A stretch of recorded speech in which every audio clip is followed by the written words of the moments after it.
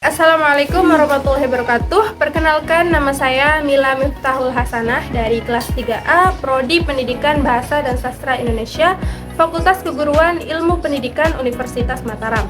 Di sini saya akan menjelaskan materi mengenai linguistik kontrastif. Linguistik kontrastif adalah salah satu cabang ilmu bahasa yang membandingkan satu bahasa dengan bahasa lain dengan mempertimbangkan kebudayaan pengguna bahasa-bahasa yang dibandingkan tersebut.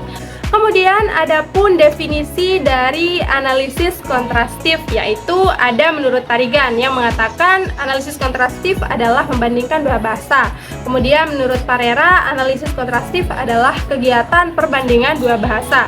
Selanjutnya ada juga menurut Sulaiman, yaitu analisis kontrastif adalah suatu kegiatan yang membandingkan aspek kebahasaan. Selanjutnya ada juga sejarah dari analisis kontrastif. Abad ke-18, penelitian William Jones mengenai analisis kontrastif menjadi bibit lahirnya analisis kontrastif itu sendiri. Kemudian pada tahun 1945, Charlie C. Fries menyatakan pentingnya kontrastif bahasa dalam mengajarkan bahasa asing. Di tahun 1957, linguistik kontrastif dalam pengajaran bahasa dikembangkan oleh Robert Lado. Kemudian pada tahun 1960, pada konferensi meja bundar di Washington DC, dibahas implikasi linguistik kontrastif terhadap pengajaran bahasa asing. Pada masa kini, linguistik kontrastif diakui sebagai bagian dari linguistik terapan yang terdiri dari teori dan aplikasinya sendiri. Selanjutnya ada tujuan dari analisis kontrastif. Analisis kontrastif bertujuan untuk membandingkan dua bahasa atau lebih untuk menemukan perbedaan. Tujuan utama dari analisis itu sendiri adalah memprediksi kesulitan berbahasa, mencegah kesalahan berbahasa, meningkatkan kemampuan berbahasa, meningkatkan kesadaran berbahasa. Selanjutnya, fungsi dan manfaat dari analisis kontrastif. Berdasarkan sasarannya, linguistik kontrastif dapat berfungsi ilmiah dan praktis.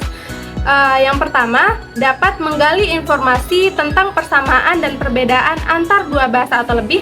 Yang kedua, dengan analisis kontrastif, guru dapat memperkirakan masalah yang mungkin akan dihadapi dalam pembelajaran bahasa kedua. Yang ketiga adalah perkiraan-perkiraan tersebut dapat digunakan dalam pengembangan bahasa ajar dalam penggunaan bahasa.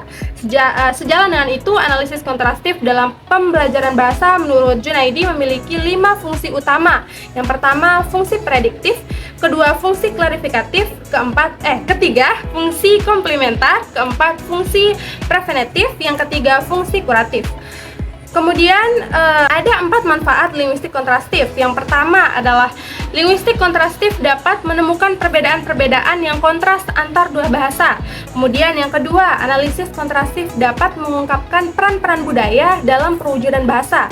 Kemudian yang ketiga, hasil analisis kontrastif dapat membantu pengajaran bahasa. Yang keempat, analisis kontrastif juga mampu memberikan peran pada bidang translator atau penerjemah. Selanjutnya kita beralih ke metode analisis kontrastif. Analisis kontrastif adalah metode yang digunakan untuk membandingkan dua bahasa, biasanya bahasa pertama dan bahasa kedua, untuk mengidentifikasi perbedaan dan persamaannya.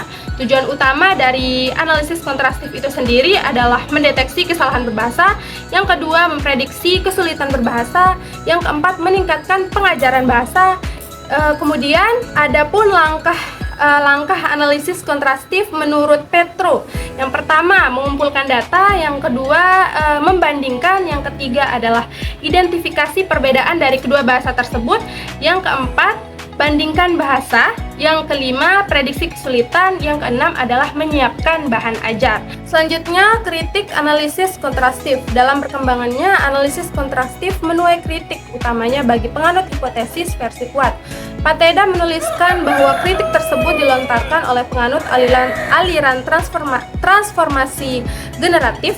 Kritik mereka berkaitan dengan pandangan analisis kontrastif yang mengatakan bahwa belajar B2 berarti mengubah tingkah laku berbahasa. Demikian penyampaian materi dari saya. Semoga bisa dimengerti. Terima kasih. Wassalamualaikum warahmatullahi wabarakatuh.